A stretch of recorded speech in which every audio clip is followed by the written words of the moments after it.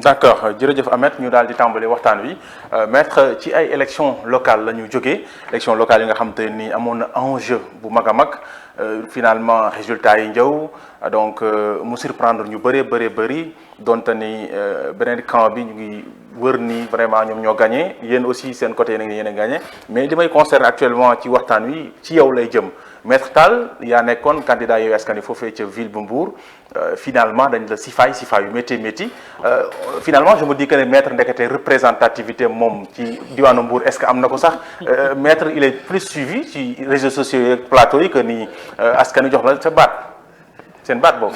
waaw sa question bi daf ma xaw a defee ay ree. nan la defee ay ree yaa tudd ci fay yaa tudd ay réseaux sociaux mais dinaa ci tontu loolu moom bul yàkkamti dara. mais loolu am maître aussi. candidat laa woon ma si sant yàlla bu baax. voilà. ba ñu yàlla may ñu ànd ak sunu sago ak sunu xel. ba ñu mën a bokk ci élection yi mu ne élection yu am solo. d'accord. di remercier bu baax ñi nga xam ñoo nekkoon la conférence des leaders. de la coalition Yewwi Askan Wi ñu amoon confiance si man. suma modeste personne pour wax ne ma Mbour yow lañ fa jiital. kon yow lañ fa yaakaar pour ñu xool suñu chance yi fa mën a am. di gërëm waa Mbour tamit. ñi nga xam ni wane nañ seen bopp non seulement ci pré campagne bi ak ci campagne bi ànd ak ñun ci liggéey bi. su ma nee waa Mbour nag mooy les parties prenantes de la coalition au niveau local mais également les populations de Mbour parce que gis naa fa ay éléments yu engagés yoo àndoon nañ ci liggéey bi. ànd nañ ci terrain bi def lépp gërëm leen bu baax ba permettre ñu jël deuxième ci élection yi mais fàttali ne. c'est un score honorable malgré qu'on nous ne sommes pas vainqueurs mais on est sorti grand gagnant de cette élection le pourquoi. comment ñëpp xamoon nañ ni Yewwi Askan moo nekkoon première participation biir Mbour ci élection locale ak feneen ñëpp xam nañ ni ki nekkoon tête de liste bi muy man mii Abdoulaye Tall. c'était ma première participation ñan laa fa fekkoon. Benno Bokk Yaakaar bi nga xam ni presque 40 ténors ñu nga fa dont des ministres des DG des députés des PCA des présidents de conseil de surveillance. léegi loolu ba rapport la si am li ngay wax ni dafa am fu mu jëm d'accord. ñoom laa fekkoon jàkkaarloog ñoom. suñu coalition daanaka au niveau local buñ ma si xamee man xamaatuñ fa keneen. ñaareel ba mooy amoon na yeneen candidat muy le maire sortant socialiste te ko xam Mbour wax ni bâchement socialiste la woon daanaka mosuñu leen fee déjati tey jii yàlla def. ñu dem élection le vainqueur a eu 38%. Je suis arrivé en deuxième position avec 25%. Le troisième écart bu mag a mag. Le troisième a eu 11%. L'ancien député maire Omar Sy. Le maire sortant a eu 10%. 10% après 2 mandats consécutifs. Pour wax la ne la résultat yi dañ ciy sant yàlla suñu borom bu baax a baax pour une première participation maire sortant ñu relégué ko en 4e position. L'ancien député maire ñu rek en 3e position ñu jàkkaarloog Benno Bokk Yaakaar ba à 2h du matin personne des deux camps ne pouvait jubiler parce que autant nous gagnons dans un centre ñoom ñu gagné dans un autre centre may wax ni loolu pour une première à Mbour mu am def na nag une recomposition locale de la politique au niveau de Mbour loolu dañ ciy sant yàlla suñu borom. beneen bi. mooy ji nga élection yi de façon générale Yewwi Askan Wi da ciy génn ak ndam. non attends maître. bul duggagum de façon générale parce que yeggaguma foofu. ma ñëw si de façon spécifique. voilà très bien voilà. dama ni. su ma ñëwee biir Mbour. damay wax ni gagné wuñ certes mais mel na ni ñoo gagné parce que dañ ci génn ak ndam li mooy. non c'est que maître ndam waxaar rek bul nax sa bopp aussi. bu ma kii xam nga ma ñoon yow tamit sa émission dafa neex lii moo tax ma si yàkkamtee ñëw nag pour di jàkkaar ak yow parce que doo may nit ki mu wax te man xam naa ni dinaa wax. loo wax dinaa wax man dama ni. dañ ci génn ak ndam. d'accord génn ci ak ndam mooy. ñu dañoo jóge ci élection présidentielle. jàkkaarloo ci woon ak Benno Bokk Yaakaar. avec nos maigres moyens ci élection présidentielle yi. Benno Bokk Yaakaar daf ñu faa gagné woon biir Mbour. commune Mbour ak département de Mbour. d'accord et dinaa la wax ci élection présidentielle yi Benno Bokk Yaakaar avait eu 40 000 voix. Sonko président avait eu 11 000 voix. élection locale ñëw li ma 2019 on est en 2022 presque 2 ans après. Benno Bokk Yaakaar s'est retrouvé avec 17 000 voix.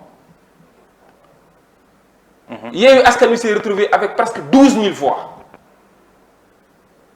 kon en termes d'appréciation et d'évaluation Benno Bokk Yaakaar a chuté de plus de la moitié ñun on a eu benn bond en avant pour wax la ne la sunu électorat non seulement conservé nañ ko mais au moins amélioré nañ ko. léegi mais lu tax nga lajj foofu Mbour. non la ko mën a lajj. am moo tax ñu gagné la maanaam yow bi ngay dem da nga bëggoon a jël mairie bu Mbour te si say discours yëpp da ngay gagné te man dama gëm da nga doon jox rendez-vous gars yi ne bon résultat incha allah bu ñu paree ci élection 23 juin di ngeen xam ne maître daal moo nekk. ana moo demoon dem ci élection yi te waxul ni damay gagné joxe rendez-vous le 24 pour waxte la ñuy commencé liggéey. donc fu ñuy waxee mooy est-ce que tey maître Tall amul déception. non pas du tout au contraire satisfaction laa ci am non seulement équipe bi ma àndal am na ci satisfaction après évaluation. mais man personnellement dama si am satisfaction. d'accord te li tax ma dama si am satisfaction. mooy dama doon dégg si discours yi ñuy taxaw ne non d'ailleurs le vainqueur da doon wax naan non Yewwi Askan Wi adversaire am moom ngi naan le maire sortant bi adversaire am ak le Omar Sy sama nijaay yu baax yooyu. mooy seen adversaire kon bu ñu ñëwee ñooñu mu jàppal mooy adversaire ñu ne ñoom ñu ngi doon séntu 4e position ñu génn en 2e position kon déjà rek ñoom seeni pronostic li ñu jàppoon amul kon en réalité ñun ñooy seen véritable adversaire. d'accord beneen bi mooy. aw ma si déception dama si am satisfaction personnelle sentiment du devoir accompli xam nga lu tax.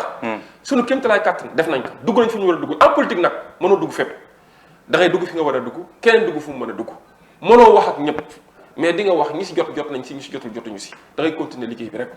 te damay wax tamit en politique ce qui est valable aujourd'hui ne l'est pas forcément demain ce qui était valable hier ne l'est pas forcément aujourd'hui. d'accord pour wax lan pour dire quoi. ne liggéey bi day continuer parce que ñun bañ ci jógee rek une semaine après on a repris le travail sur le terrain en perspective des législatives. d'accord moo tax ñu gëm ne. incha allah li am nii tey jii. mooy ñu jàppee ka ndam lu rëy mooy ñàdd nañ leen yomal législative dina jot. non maître bu nax sa bopp aussi ñàdd nañ leen parce que maître bu ma desee ba tey ci Pastef. élection yi donte ne nee nañ Yewwi Askan Wi moo gagné mais bu ñu waxantee dëgg yàlla tax xam ngeen ne Yewwi Askan Wi gañewul. gañewul quand même dinañ ci ñëw maître ñi nga xam te ne ñii ay leader lañ ci Pastef ay cadre yow sa gox dañ dafa duma ki nga xam te moom moo nekk El Malick sa Jolof dañ koo daan Diomaye fële ca Fatick xaw ma dañ koo daan. Njagañaaw dañ koo daan. département de Mbour. waaw ki nga xam te ne aussi moom Aljuma pareil maanaam Pastef ñi fa nekk yëpp ci ay leader presque ñu xam leen di leen di dégg ku ci nekk sa base amoo fa ndam. waaw loolu aussi lan lañ ko mën a comprendre. loolu boo dee bay lim. da ngay limaal ne Ousmane Sonko leader dafa gagné Birame Souleye Diop leader dafa gagné. jeex na non xaaral rek ma ñëw. jeex na non xaaral rek Cheikh Diop leaders même bu fekkee bokkul ci bureau politique. non xaaral rek même bu fekkee bokkul ci politique bi. gagné na Pikine Ouest. Cheikh Aliou Bey. gañe na jàmm gën fora non xaaral rek yow yaay lim moo tax ma lay limal. non mooy ñi ngay wax ni yëpp man ñi ngay wax ni yëpp jàmm gën fora kenn xamu leen.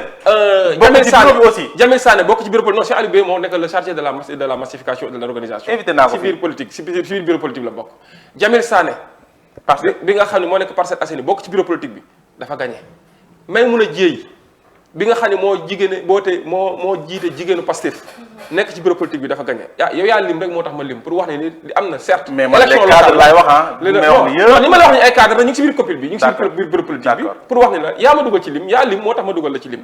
daanaka la moitié des membres du bureau politique ñoom ñëpp nekk nañ maire te loolu dañ ciy sant yàlla suñu borom. xam nga yéen ñi newul maire nag yéen ñi loolu tamit dañ ciy sant yàlla suñu borom ñun ñi nga xam nekk ñu maire ñu jàpp ni liggéey bi tamit day tax c'est un message très fort wax nañu fi ñu war a mën a continuer liggéey bi te dañ ciy sant yàlla suñu borom pour aller de l'avant. xam nga loolu lu ñu ci jàngat rek. mooy il y a 2 ans ou 3 ans en avant. Pastef n'était pas présent dans les conseils municipaux. loolu lañ koy sant yàlla suñu borom. amul élu local à part Ousmane Sonko y avait pas d'élu au sein de Pastef. tey jii daanaka conseils municipaux yëpp ci Sénégal. Yewwi Askan Wi Pastef ñu nga fa toog. ñu ci bari nekk nañ ay édile maanaam nekk nañ ay maire yor ay ndombal tànk man mii di wax ak yow à Mbour au niveau municipal j'ai eu 11 conseillers au niveau départemental j'en ai eu 20 kon léegi am nañ personnel politique bu solide. d'accord au sein de Pastef au sein de la coalition Yewwi Askan Wi. te loolu xam nga dañuy permettre. maintenant lépp luy amati ci Sénégal. muy débat muy leneen muy ay décision muy ay projet dañuy ciy boole et ça c'est irréversible. d'accord dañuy siy boole. débat politique nangul naa la ko. dañuy siy boole te loolu tamit yaakaar naa mooy tax Sénégal jëm kanam. maintenant am na ñu gagné au niveau central ñu yor pouvoir bi au niveau local naam am na ñoom ñu gagné ñun tamit am na fu ñu gagné. loolu mooy lan. nañu xam ni Sénégal ñun ñëpp a ko bokk. bu kenn jéem a exclure kenn pour daanu ci li nga xam ne am na géej waaye tam mënoon na ñàkk. dinañ ci ñëw mais maître daf nga wax léegi ne yéen a gagné ci élection locale yi nan ngeen gagné. waaw non xam nga da nga maa laaj dama la wax de façon générale. waaw léegi de façon générale nan nga gagné. su ma nee de façon générale ñoo gagné yaakaar naa le syndrome de 2009 c'est réitéré. xam nga 2009 le camp bi fi nekkoon au pouvoir. ñoo taxawoon après les élections locales ñoom dañoo jubilé ne ñoom ñoo gagné. parce que bu ñu defee les totaux maanaam bu ñu defee les chiffres global. bu doon dañoo jàpp bu doon élection présidentielle la ñoom dañuy jàll au premier tour. 2009 2010 2011 2012 ñu def élection présidentielle ils ont eu 34%. En fait l'histoire bégee on est en 2022. incha allah bu ñu yàlla mayee bakken en 2024 dans 2 ans élection dina am. incha allah yàlla ñu yàlla may ñu fekk ko kattan pour wax lan li amoon en 2009 répété wu waat na et puis cette fois-ci sax le message est beaucoup plus fort. comment. en 2009 am na ville yoo xam te ni Ablaye Wade gagné woon na ko en 2022 Macky Sall gagné wu ko en 2014 sax gagné wu ko en 2014 sax am na Macky Sall fu mu gagné woon dañ ko si duma en 2022 2014 Macky Sall moo gagné woon Guédiawaye dégg naa ko ci wax mu ne ñun ville yi ñu perdre mësuñu fa gagné mais ma koy rappelé ne que en 2014 Aliou Sall kon fan la jógee fu mu nekkoon doon maire boo demee sud bi am na si ville yu mu gagné woon. Ziguinchor ngeen. Ziguinchor la Ablaye Balde gagné woon non dama leen di wax en 2014. waaw Ablaye Balde Ziguinchor la gagné woon. waaw mais coalition Yewwi Askan Wi moo gagné Ziguinchor ville de Ziguinchor moo gagné Bignona moo gagné aussi boo ñëwee Thiès. gannaaw boobu soow demee ci mburu nga ñëw Thiès ville de Thiès. kese ngeen gagné. ville de Thiès. kese mais attends loolu c'est symbolique. waaw mais tey jii dañu bañ ngeen a génn. xam nga tey jii xam nga mais xaaral xam nga ville de Thiès. maître non xam nga ville de Thiès. waaw ville de Thiès. ak enjeu yi fa nekkoon. ak taarixam ci politique. ak ni ñu attaché woon ci bi à un homme.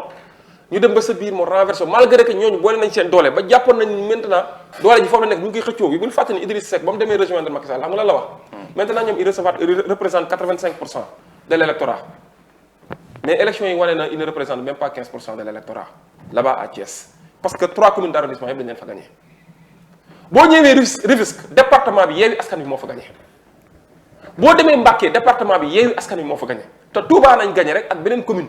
bu ndaw ñu gagné département bi parce que sur 700 et quelques bureaux de vote si les 602 sont à Touba boo ñëwee ville de Pikine bu Yewwi Askan Wi amoon liste ci ville bi day gagné parce que en termes de commune d'arrondissement ñoo ëpp électorat boo ñëwee Guédiawaye ñoo gagné nga ñëw Dakar ñoo gagné nga dem Kër Massar département encore Yewwi Askan Wi moo gagné département. mais si on fait le total. waaw léegi ils ont 80%. xam nga dama ne la xam nga affaire bi c'est 2 scrutins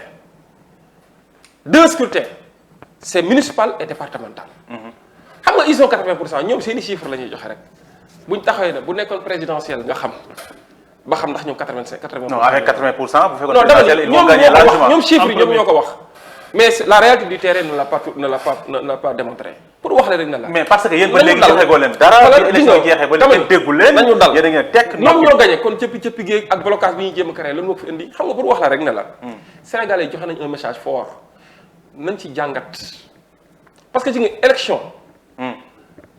boo gisee nga perdre les grandes villes da ngay war a jug jàngat ci Macky Sall yaakaar naa ci mois de mars dafa tëboon ne j'ai compris le message dafa waroon génn naa ne j'ai compris le message pour mu xeeb grande ville yi. mais déggoo mais moom li mu gagné li mu ñàkk gagné woon grande ville yi nga perdre que pour Macky Sall xam comprendre le message maintenant nag discours politique am na manipulation am na propagande am na il faut que waa APR yi génn cëppi wala non ñun on est toujours confiant on est toujours rassuré on est mais ñoom xam nañ.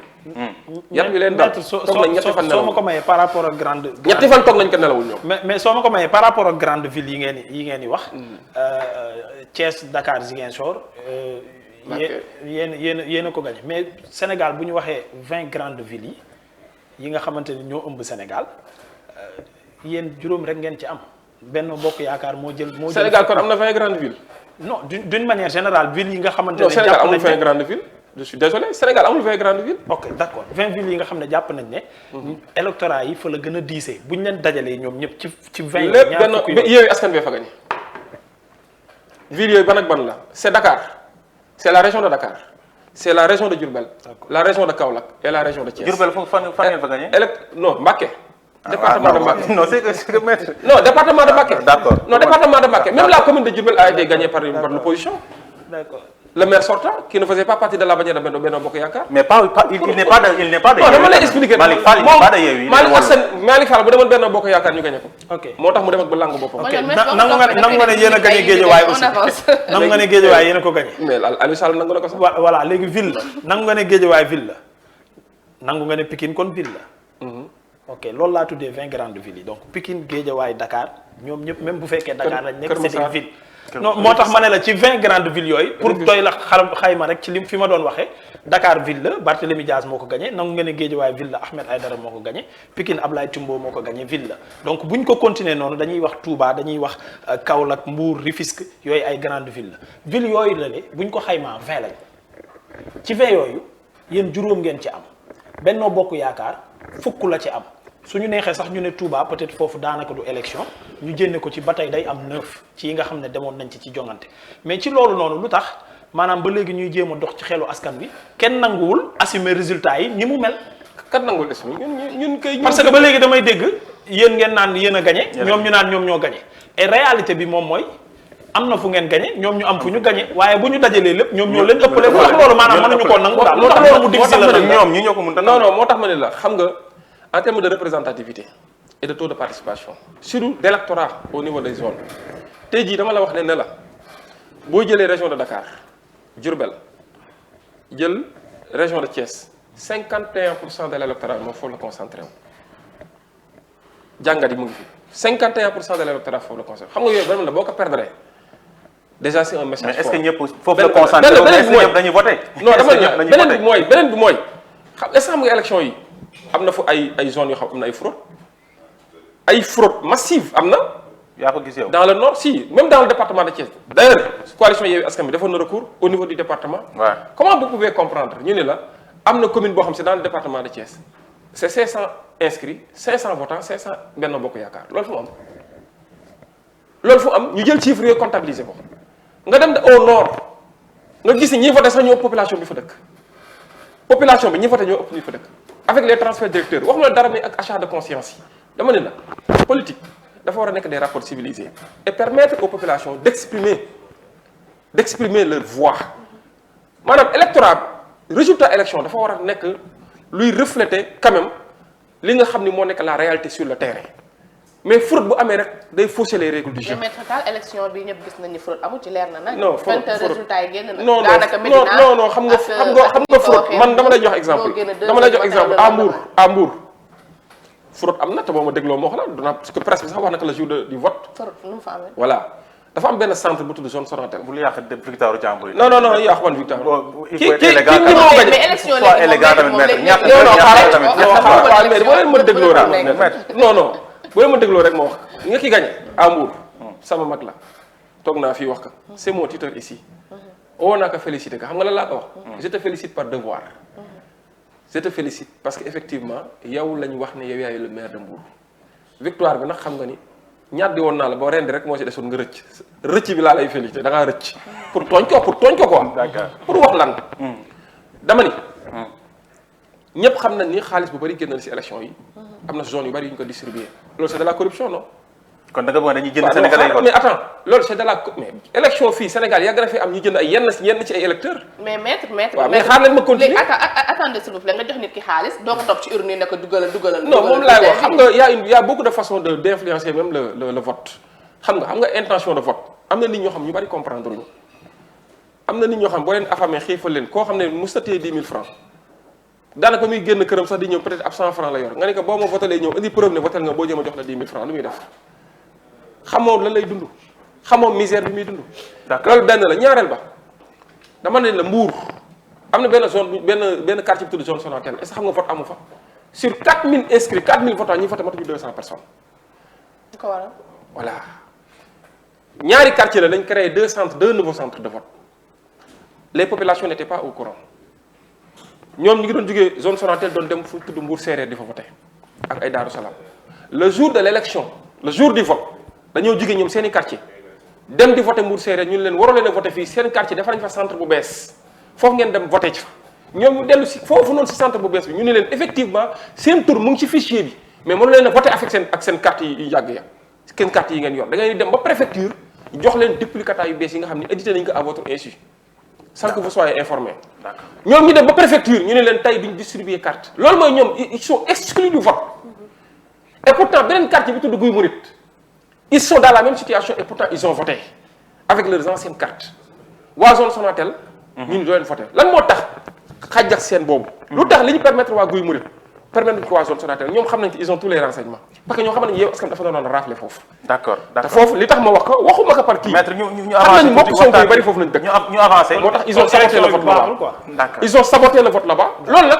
am nañ lu ci jàng beneen bi nag foofu message laa si lancé au préfet en tant que chef le responsable de la commission de distribution et d'enrôlement du fichier cartes yi nga xam ne muy presque 3500 voire 4000 cartes yi nga xam ni c'est un stock résiduel bi nekk ci biir préfecture bi naka jox population yi d'accord dégg naa nag population yi ñu ngi fay ñëw di laaj seen i carte ba tey jii ñu ngi leen di opposé des ñett catégorique pour jox leen seen i carte loolu laa ni rafetul may lancer un appel nag aux populations de la zone Sonatel parce que ñoom waroon nañoo bokk suñuy élire seen maire malheureusement exclu na fexe nañ ba bokk si c'est ça c'est du véritable sabotage d'accord may wax population yi nañ dem exiger le droit de retirer leur carte d'électeur parce que loolu mooy tax élection législative yi ñu ma def amuñu pour inscrire d'autant plus que ñu ngi ci fichier bi édité woon nañ yeneen i duplicata à leur insu nañ leen may ñoom ñu dem jël seen carte loolu nag c'est un appel que je lance au préfet d'accord du département de Mbour nañu jox waa zone Sonatel seen i carte électeur parce que dañoo war a voter ci élection législative d'accord maître léegi li amoon dootu ñu dem Guédiawaye cof nañ ko léegi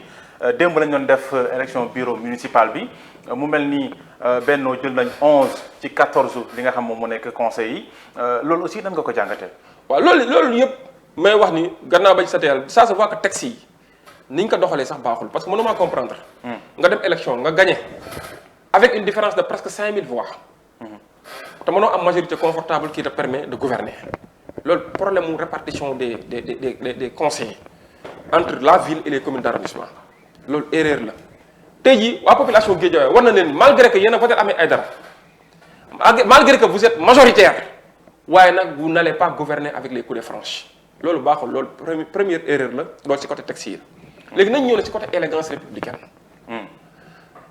tey jii li am élégance voudrait que ñi ñu gagné ñu wane ne écoutez wóolu woon nañ ñu ba fal ñu joxoon nañu waroon nañoo def sax mandat 5 ans mais daanaka def nañ 7 ans 2014 ba 2022 après dañoo reporter élection yi ñi la wóolu woon fal la de la même manière ñu wóolu keneen jox ko ne kay maintenant wóolu woon nañ leen doyal nañ ci yow léegi kii la ñuy jéem a essayer élégance voudrait que nga bëgg ñëw taxaw nga bañ a ñëw taxaw naan non je vais créer le blocage la preuve le soir même des élections après la proclamation de la victoire de Ahmed Aïdara la Yewwi Askan Wi à Guédiawaye mais kenn si ñoom ku tudd Khafor Touré bokk si Benno Bokk Yaakaar lan la wax Ahmed Aïdara na xam ne duñ koy yombalal dara. mais ndayu bi léegi di Aliou Sall jël na téléphone. non xaaral loolu waxin la xam nga félicité. c'est vrai bind message c'est important loolu c'est bon mais comportement après moom moo koy dëggal. acte bi ngay posé jëf ji ngay posé moo koy dëggal mais su ma félicité ni que ba pare taxaw nekk dinaa la bloqué félicité mot de félicitation bi. mais da ngeen bëgg daal ñu bàyyi leen mairie aussi ngeen def. non dama ne par respect opposition aux populations de Guédiawaye par respect aux électeurs de Guédiawaye xam nga une différence de 5000 voix 5000 voix xanaa xam nga moins de 5000 voix fal na nit ci commune am nit ki rawee la presque 5000 électeurs alors que tey jii boo demee si yeneen gox yeeg goxaat yi da nga gis nit am 1500 électeurs gagné nit ñoo am 800 électeurs gagné yenn commune de moyenne importance yi en terme d'électorat gagné nit ki ñëw rawee la 5000 électeurs boo ko doon rassembler fii si buntu Seneweb bii xam ngeen xajuñu fi dañ fi fees dell kooku rawee la loolu plus la mu am. d'accord nañu wax ne dëgg élégance voudrait que nga nekk un gentleman nga ni j'ai compris le message des habitants de Guédiawaye j'ai compris les messages des populations de Guédiawaye maa ngi leen di remercier yéen a ma dénkoon comme dem ngeen ba wóolu keneen xaar ñu jox ko nag kooku tamit nañ ko accompagner mu liggéey moo gën nga naan dégg naa message Aliou Sall ce matin mu ni on a créé une opposition une majorité solide de l'opposition au niveau de Guédiawaye maanaam léegi ñoom ñuy opposition foofu au niveau de Guédiawaye une majorité solide et nous allons imposer la cohabitation loolu rafetul nous allons imposer la cohabitation au niveau local loolu rafetul loolu du gentleman bokkul ak élection législative bu ñu ko comparé lii c'est local et puis yaa ngi imposer la cohabitation alors que ki ngay imposer cohabitation moom moo la ëpp doole foofu moom moo majoritaire ngay jéem a xool ni ñu tëggee texte yi may fàttali ne texte yu bëri nag dañ koo tëgg en cours de jeu ay 1 an avant les élections nga gis nit ñi di modifier texte yi commencé di def répartition ba ci adjoint au maire yi. une semaine avant les élections la Macky Sall yéen a ci àndoon nangu ko. non dama ne non Macky Sall lépp lu muy def amul ku mu ci àndal ku mu ciy consulté. non yéen a ci àndoon non dama yaa ngi juum. bii nag ci local yi yéen a ci àndoon dama ne yaa ngi juum. yéen ñii sax seen demande la woon ñu jox leen ko. non yow yaa ngi juum. suffrage universel direct par exemple. non du fa waxee ma foofu. non waxee ma foofu. d'accord tey jii le fait que ñu ni Guédiawaye 14 adjoints au maire la Mbour 17 adjoints au maire la Mbour ak Guédiawaye ban moo ci ëpp importance électorale en terme de poids c'est Guédiawaye pourquoi Mbour mën a am 17 adjoints au maire Guédiawaye am 14 adjoints au maire. mais bi ngay dem élection xam nga yooyu yëpp calcul la non. bi ngay dem élection xamoon nga. xam nga loolu laa tuddee nangu mooy. non c'est pas parce que non xam nga les règles du jeu. kan mooy modifier les règles du jeu may ma rek maître les règles du jeu man ak yow bu ñu ne dañuy jongante. Adji Samb ne moo ñuy àtte sóob ñu ci terrain ni ma ko tàmmee joxe exemple ne terrain bi dafay rond du rectangle yow nga ne nangu ngaa sóobu ci terrain bu rond bi football man ma nangu cee dugg. bu ma la gagné nangul ne yaa nangu woon jouer ci terrain boobu comparaison n'est pas raison. non li may joxe exemple foofu moom mooy loolu lépp yow avant ngay déposer avant ngay dem ci jongante bi xamoon nga ko. kon nangu woon ngaa bokk ci loolu. ba tey ko boo gagné woon est-ce que di nga toogee waxee nii. est-ce que xam nga ba tey. boo gagné woon di nga toogee waxee nii. non maa ngi yow ba tey comprendre fu may waxee. ok d'accord comprendre boo ma may rek ma expliquer la. explique-moi alors dama ni. ñëpp xam nañ ni c'est le pouvoir central qui fixe les règles. des fois nag par jantal par courtoisie par élégance républicaine nga ni damay associer ci dialogue bi opposition bi di nga dialogue bi conclusion yi ñu jëloon yëpp avec l'opposition daanaka booy xool bu dee 100% la 99% yi état bi jëlu ko en compte day xool moom li ko arrangé moom noonu lay def.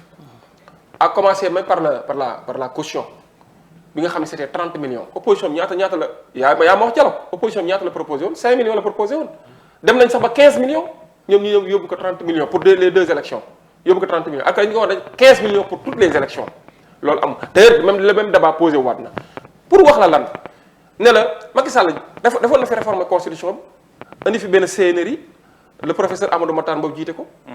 ba ñu paree ci travaux yi pendant 6 mois lëlu bind constitution bu mucc ayib Macky Sall lan la wax damay jël li ma arrangé ma sànni ko fële sa géej ga. c'est la même chose en matière électorale code électoral bi dama nga laajte modification yi nga xam ni def nañ ko modification yi nga ak chamboulement yi am ci biir code électoral bi au niveau de l'Assemblée nationale avec sa majorité mécanique. ñoom ñoo ñëw taxaw ñu xam ni kii nii seen adversaire la am na peut-être fu ñu ko mën a gàllankooree ñu ni xaaral ñu jël benn disposition doo ko ci biir code électoral bi ba nga xam ni ëllëg même bu faloo sax dañ ko jëm a écarté foofu laay waxee ne la en dernier ressort mën nañoo waxtaanee lii ñu dem ba sa biir moom mu jël décret fixé lii ba muy dem taxaw naan Guédiawaye Mbour fenn ak fenn adjoint au maire temps la mais Macky Sall waxante si ak opposition te loolu dinaa la wax calcul yu nekk derrière tout est électoraliste Mbour 9 adjoints au maire la jógee dem 17 adjoints au maire daana presque le double lan moo ko indi parce que nekk nañ ci coalition bëgguñu peut-être coalition bi tas au niveau local ñu ni xaaruñu sédd ñëpp naa sédd waa AFP naa sédd waa parti socialiste naa sédd te noonu la demee bu ñu doon dañoo yem ci 9 yi rek peut-être duñu am les coups de France pour def ko c'est vrai duñ doon jàpp ni ñoom bañ koy def dañuy gagner Dakar avec Abdoulaye Diouf Sarr mais seen yeewu ak seen i gént sa démb ga doyoon na war trop le réveil était très brutal pour wax la lan calcul électoraliste xeex opposition boddi droit wu jàmbur moo indi ñuy chambouler texte yi ba nga xam ne après li mu jur mu ngi nii pour ñëwaat rek c'est entre Ahmed Aïdara ak Aliou Sall parce que waxtaan bi foofu la nekkoon pour wax lan ji nga politique c'est pas pour rien boo demee en Angleterre ñu ne la amuñu constitution écrite ñoom amuñu constitution bu ñu def ci bataaxal ni bind ko teg ko boo soxlaa nga dem déedéet ce qu'on appelle la constitution coutumière loolu moo tax des fois je ne le dis pas par faiblesse coupable hein, mais je le dis parce que c'est le constat dañuy wax ni les Anglais sont les gentlemen d'Europe ñoom dañoo jàpp ne lu yanu maanaa jarul ñu koy bind nit ñëpp xam nañu yanu maanaa boo demee en États-Unis seen constitution date de presque près de 4 siècles doo dégg modification te am na disposition xam kenn du ko modifier boo demee si seen constitution ñoom doo fa gis ay renouvellement de mandat à 2 mais dañ ne la ñaari mandat ku ci mënta liggéey c'est parce que da ngaa tële mënatoo ñaari mandat doon na sëkk. 2 mandats constitués pour wax lan nee na ji nga affaire politique ay rapports yu civilisé la war a doon affaire de gentleman la les rapports doivent être mais malheureusement au Sénégal tous les coups sont permis. et des fois ils passent par des textes. en âme et conscience xam nga ni loolu en matière de politique amul Sénégal gentleman boobu nga fi wax. waaw dama la loolu moo war a am c'est ça l'idéal. d'accord loolu moo war a am c'est ça l'idéal. et est-ce que xam nga tey jii Macky Sall avec Macky Sall am na ay lignes yoo xam ne franchir nañ ko ses prédécesseurs kenn musu kaa franchir imaginez un maire élu par les habitants de la capitale pour des raisons de politique politicienne. dinañ ci ñëw nga fexe ba écarté ko ñu naan déet tu lui fais perdre son poste de maire. son mandat de maire mais également son mandat de député. loolu laa la wax ne loolu du yëfu jantal man. c'est un plateau boobu boo élégance la quoi affaire élégance la quoi mais malheureusement. dafa mel ni waxtaan bi ñaari camp la quoi seen camp contre sama camp. non maître loo bëgg nga ñëw ba fi ñu poser question tamit nag.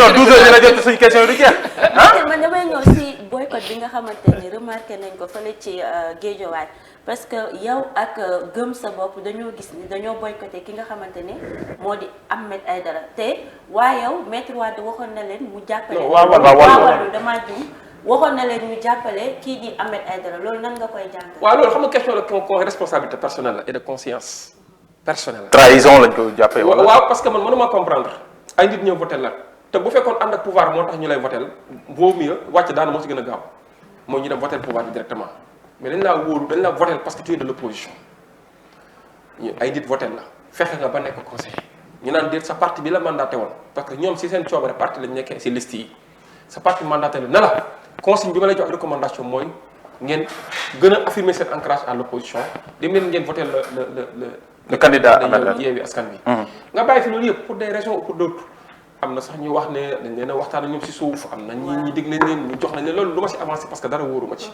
mais d'habitude c'est des pratiques qui existent def nañ ko mais dama ne nañu bàyyi xel askan wi di nga trahir askan bi baaxul te ñu bëri tey jii boo xamee seen avenir politique ñu mettre ko entre parenthèses hypothèque ko c'est parce que en réalité au fond dañoo respecté wul kàddu bi ak li ñu jëfle wax leen tawoon ak askan bi te loolu rafetul et puis leen li ma si gën a ñaawlu nag mooy nga dégg ñu ay xaalis génn na fa génn nañ ay conseils génn nañ nag sax loolu moo tax ma ne la ji nga politique dafa nekk affaire de gentleman ji nga ni ngi certes Sénégal pour nga def ko fi ak jaamu yàlla lu jafe la parce que am na ñoo xam ne benn kii d'enrichissement la benn tremplin rek pour s'enrichir personnellement pour def dara say conseils yooyu après day wax ne politiciens ñoom ñëpp a yem déedéet ñëpp yemuñu am na ñu dëggu am na ñu moyen dëggu am na ñoo xam ne mosuñoo dëggu am na ñoo xam dañoo jub am na ñu jubat am na ñu dëng am na ay wàll yu si politique mais am na ay wëyu si politique ñu wax ni yooyu yëpp am na ci politique mais dama ni l'idéal moom la sama sœur bi wax léegi moo nekkoon li ñuy wax ak askan bi parce que mënoo dem di wax ak askan bi des milliers de Sénégalais des millions de Sénégalais nga ñëw alors que li ngay wax dara gëmoo ko ci wala xam nga ni say soubassement sa intérêt personnel moo nekk soubassement de ton engagement loolu laa wax ne lañ ci bàyyi xel loolu moo indi li am ni tey jii bu ñu respecté woon esprit opposition respecté woon même le signal ou le message donné par les électeurs. loolu moom nag mënut a am nag maître parce que aussi les sources bokkuñu aussi. mais balaa ngaa dem taxawaay parce que même ponk bi la taxawaayu Bougane Gueye Dany ak waa gëm sa bopp noo ko jàngatee parce que maître Wade au moins moom jënd na en tant que leader de parti. artu ñi nga xamante ni ñoom ñooy ay ndawam ya fa nekk. Bougane xaaroon ngeen lu mel noonu ci yéen wala gëm sa bopp ni mu doxalee. non man si li ma déglu ci xibaar mooy Bougane tamit recommandé na ay ndawam ne leen ñu jàppale Yewwi Askan Wi man loolu laa dégg ci xibaar maître Wade noonu la def mais xam nga le vote il est secret bu fekkoon dañ naan ndawu Bougane mu ngi nii toog ndawu maître Wade mu ngi toog yéen ñëpp à main levée voté leen bu boobaa dinañ xam ndax trahir nañu wala trahir nañu mais dañoo jàpp ci calcul ci approximation li Ahmed Aïdara muy 39 conseillers yu Ahmed Aïdara ëppale de 2 conseillers Aliou Sall 37 la am bu ci 10 yële nekkoon sous la bannière de l'opposition bokkoon kon Ahmed Aïdara day am majorité confortable qui lui permet de gouverner avec les goudets franches loolu lañ gis ne kon war gi foofu la nekk war gi mu ngi nekk foofu mais dama ne question de responsabilité personnelle la parce que tamit bu Bougane waxee ne dem leen jàppale ko def na devoir am en tant que leader def na li mu war a def bu Abdoulaye Wade waxee def na devoir am mais nit sax di nga fal sa gouvernement muy poser acte yoo xam te ni sax des fois. bokkut ak yéen d'accord c'est pas pour rien tamit ñu inscrire la haute trahison dans la constitution. ñu ngi si même logique balaa ñu fay génn ngay dem feneen nga baal ba on a vu le cas de Bamba Fall à la Médina askanu Médina wóolu ko ba dénk ko au mairie bi quelques jours après mu dem rejoindre kii di président Macky Sall. waaw loolu moom dañuy masawu waa Médina parce que ndeysaan dégg naa jour bi mu ko defee kenn si parce que amoon na ay xeexoo yu fa amoon avant élection yi. si lors de la campagne. am na si ñoo xam toj nañ leen ñu gaañ leen ñu toj seen bopp nañ dégg naa ñu ne jour bi Bamba Fall demee ba sa ëllëg sa ba mu ko waxee am na nit koo xam ne dafa band bopp bi deret ji sax mu ngi doon ba tax foofu si bopp ba tey mu ñëw taxaw di jooy ne xeexal naa Bamba Fall ba gaañu si wéraguma mu ñëw def ñu lii après si la nit ñëpp afflué foofu mu nekk un rush foofu mel ni après un climat de deuil am fa nit ñi am déception pour wax leen ne la li mu def maa ngi koy bàyyi ak sa conscience personnelle te xam ne bu ko waxoon waa Médina peut-être du faluwaat. Vous personnellement vous pensez que c'est de la trahison. waaw xam ku ci nekk nag mën na si joxe jugement am man damay jàpp ne bu ko waxoon waa Médina. maanaam parce que waaw loolu mais bien sûr moom laa lay wax ku ci nekk ak ni ñu koy interpréter mais yaakaar naa wolof tamit day dégg wax bu ko waxoon waa Médina ne soo leen ma falee sa ëllëg si dinaa fekk Macky Sall du fan. d'accord kon waa Médina bu ñu taxawee daf ñoo war waa Médina ñoo ko wax ne daf ñoo war daf ñoo trahir am na si ñoo xam te nii sax dem nañ ba bàyyi ko nee nañ c'est fini dootuñu àndateeg moom si équipe bi nga xam ne moom la àndaloon. Bamba amul droit kon dem fekk ci Macky Sall. non dama ni élection xam nga si ban contexte la am. xam nga Macky Sall Ousmane Sonko bañ ko falee Ziguinchor moo njëkk a wax ne mu ngi lancer un appel au pouvoir central parce que on sera obligé de travailler ensemble. ji nga travailler avec le pouvoir central avec l'administration ne veut pas dire forcément transhumance. mais kii dafa ñëw affirmer wu ne écoutez c'est dafa citer la personne. il n'a pas cité l'État dafa citer la personne ba pare poser acte di ko justifier alors que bu ñu interroger la VAR bi di nga gis ne il y a même pas 6 mois wax na fi ay discours contraires pour wax na leen la ñu koy bàyyi conscience. d'accord loolu nag population yi nag ñoo koy actel seen bopp. d'accord ñoo koy actel seen bopp man bàyyi na ko ak conscience am te et puis di am toujours une bonne présomption sur lui. d'accord question di wax ni sama mag la nekkoon na ci combat boo xam ne ñun ñëpp ñoo ko bokkoon ensemble di àndandoo di xeexandoo. tey bu waree xar kanam gi peut-être suba dina war wane beneen xar kanam. d'accord léegi maître nekkul woon lu ñu xaar. ma ñaan la ko une minute rek nga répondre ci ñu avancer ndax des na yeneen ponk ñu war a waxtaanee bi nga ma la bëgg a laaj nag moo di wàllum cumul de fonction Ousmane Sonko déggoon nañ ko muy addu ci wàllum cumul de fonction mel ne ku ci àndul léegi moom moo nekk maire bu Ziguinchor mais également député la te élection législative ñuy dëgmal aussi mu ngi ñëw loolu aussi est-ce que du contradiction. mais bul fàtte ni esprit cumul de fonction xam nga lan la. mooy nga nekk un élu nekk également un nommé maanaam tey jii nga nekkoon. ministre non xaaral voilà par exemple nga nekkoon DG wala nga nekk ministre. ñëw nekk fii am fii ndombal tànk boo xam état moo la jox décret. am loo xam te ni say population yi nga xam ne ñoom nga war a xeexal ñoom ñoo kii bokkul ak bii mandat la. ñaar yëpp élection la. d'accord Ousmane Sonko mais bari na ay député Ousmane Sonko il est non seulement député du Sénégal. mais également de sa Casamance naturelle man mii tey jii su ma yàlla defoon ma nekk maire de Mbour bu députation yi damay taxaw ne damay nekk député parce que non seulement dina ma permettre ma gën a am les coups de franche pour mën a liggéey. te loolu du cumul de fonction non ça n'a rien à voir avec le cumul en tant que tel. d'accord ñu dem en tant que tel bii ay mandat la élection la man nga doon da nga dem nga bañ a gagné. da ngay dans ce cas dellu ca la nga nekkoon nga contenté wu ci. mais pour man député bi ak maire bi c'est deux choses qui non seulement ay élu mandat impératif la élu nga mais également dina la permettre parce que c'est lié. le maire dafay représenter la localité mais également au niveau central le député tamit day nekk avocat wu dëkk. d'accord maître am na benn journal bu ñuy wax Le Monde def na benn entretien ak ki nga xam te moom mu nekk Soxna Adji Sarr mooy fàttali ñu ci mars di fàttali mars sub daaw jafe-jafe yi nga xam te Sénégal mu ngi ci woon. ci biir journal Le Monde Soxna Adji Sarr di ci nittali jëf ju ñaaw ju nga xam te ni jàpp na ne Ousmane Sonko moo ko defoon man su may lire jëf ji sax sama yaram dafay daw jooy rek laay bëgg lu ni mel vraiment. maître nan ngeen ko jàngatee. non yow laa rek may bëgg a def ay rek ay jooy laay kii yow xam nga ni sax li ngay wax noonu. dara amu ci. viol répété. wax ji mu wax ci journal dama bi yéeme na. xam nga lan la par respect au peuple sénégalais. à ceux qui nous écoutent et qui nous regardent. Macky Sall na jéem a wax ñi rey les 14 personnes yi décédées si. dinañ ci njëw mais cas Adji Sarr dama ni la. Adji Sarr man ndaw soosu non xam nga dama ni la man sama non xam nga. non du ma la laaj lii tamit nga may wax ci leneen lu nga xam ne laaj ma la ko mettre aussi. ma ñoon dinaa si ñëw dama ni la. voilà li nga ma laaj dama siy ñëw. très bien. yaakaar naa li ma lay wax ne ak loolu c'est lié. parce que mais si même moment yi naa ko bu lay amul woon li ma lay wax ni du am. allez-y il faut nga may ma ñoon tamit ma ñoon damaa ñëw fii. pour ñëwul wax ak sénégalais quoi man ñëw ma fi pour xuloo ak yow. non man mi xuloo ma ak yow ah. waaw non yow da ngaa mel ku. d'accord léegi yow sa ndekkee yàpp gaynde ñëw jàkkaarloo ma. sa gis-gis par rapport ak. mais dama ni la Adji Sarr dama ni. ndaw soosu ngeen may wax. waaw mu ne si kaso. ay veuve di ko waxloo di ko manipuler. ku xam ne journal Le Monde xam Jeune Afrique. du n'importe qui tey jii boo fa soxloon interview c'est la croix et la bannière. mën ngaa nekk sax ministre fii Sénégal te du yombee noonu ndaw soosu ngeen may wax fan la jaar ñan ñoo ko kii ba mu dem en un laps de temps mu ñëw taxaw accordé que avec le monde ñëwaat avec Jeune Afrique ngir yàlla ak yonent bi. bu ñu yab Sénégalais yi cette dame si prison la nekk. d'autant plus que journal bi sax wax na ko nee na fa mu nekk xaw ma waa BIP ñoo koy taxaw di ko garder moom wax na ne. c'est normal aussi sa vie est menacée quand même. dundatul normalement comme ni Sénégal yi dundee ana kat moo fi def menace venant de l'opposition wala venant de Pastef wala venant kenn def ko man kenn menacé ko fi. ñu ngi ko doon menacé. non xam nga. ñu ngi ko doon menacé arrêtez de dire tout ce qui se passe sur les réseaux sociaux rek c'est Pastef. non c'est pas dit ça dama ne ñu ngi koy menacé c'est pas dit que waa Pastef la. non wala waa APR j'ai dit ñu ngi koy menacé ci réseaux sociaux yi c'est ça que j'ai dit. bu fekkee da nga ko bëgg a jox waa Pastef. non dama ni joxuma leen ko de. dama ni menace bi. kan moo fi wax ni man maa ni kan moo wax ni waa Pastef ñu koy menacé wala nangam sangam ba gis ni femme bi war na mën a dund loolu. si nga taxaw ne ma ñu ngi koy menacé. effectivement am na ñu ko doon menacé ci réseaux sociaux man maa wax. il a raison aussi Ahmed a raison am na ñu ko doon menacé. am na raison amul raison dinaa wax sama xalaat. dama ni li ñu bëgg a gëmloo dugg suñu bopp loolu du jàll.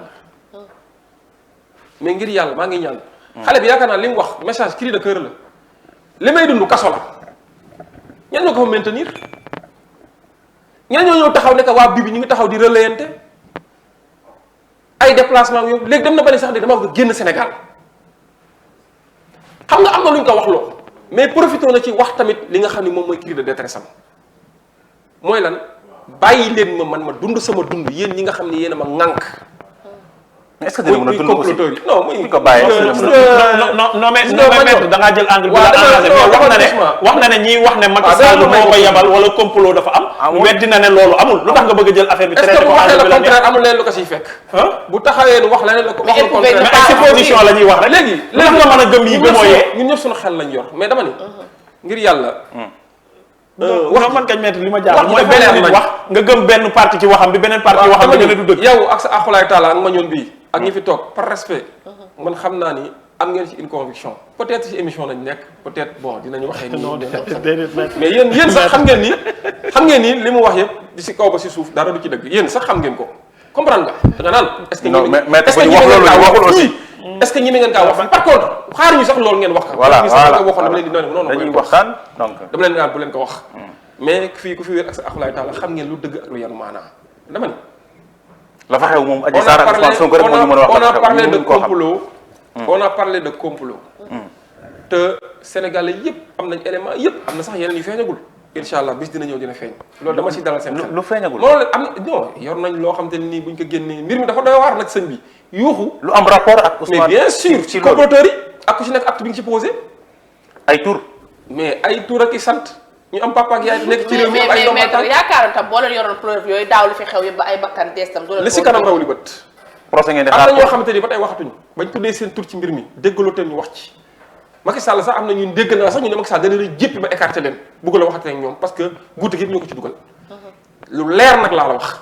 guute ay révélation nga nekk di def nii mais. non déggoo li ma la wax dama ni. ñoo xamante ni nii si nguur gi nañ bokk.